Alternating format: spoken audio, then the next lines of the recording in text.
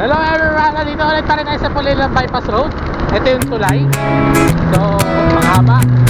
Maganda yung ako si Pau-Pau ng Pinas, Lalamove rider ng bayan. Mabilis at hindi ko alam kung magre-raincoat ako o hindi. Ulan. Pagkano sa para di mapasa ng ulan. mula pag-pick up hanggang delivery, ako'y nag-aalaga ng mga parcels at pakete. Siguradong safe at maayos sana. Pau-Pau ng Pinas, Lalamove rider ng bayan.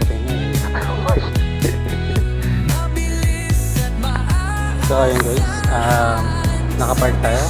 So salamat kay Chief na nandito. So on the way na tayo Papa Malolos. So mamairing ko.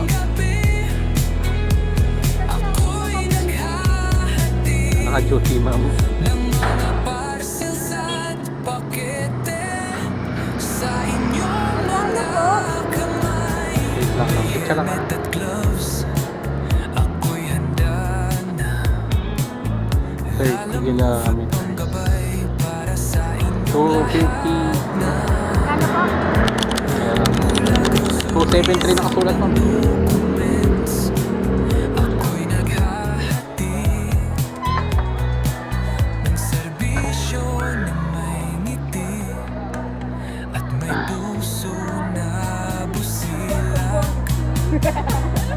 Pau-Pau ng Pinas, Lalamove rider ng bayan. Mabilis at maaasahan, serbisyo ay Traffic kasi ako po.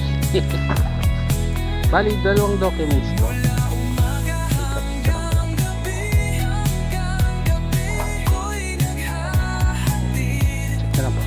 ng mga parcels at pakete sa inyong mga Parang kakatanggal nga na yung tricycle niya.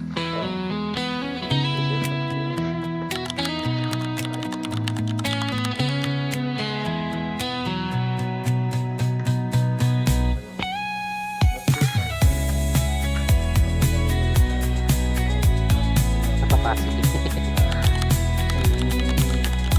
Naghaharap ako pa balik eh.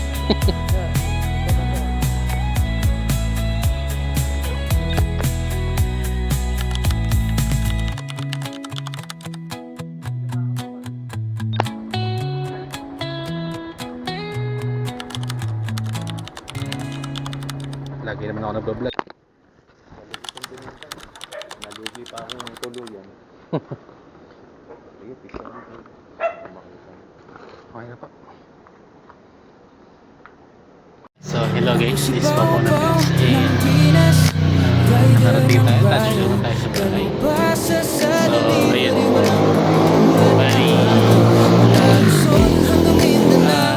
Medyo nalayo tayo. Pero ng pagkain ng saya ng buhay na masarap na pagdikit.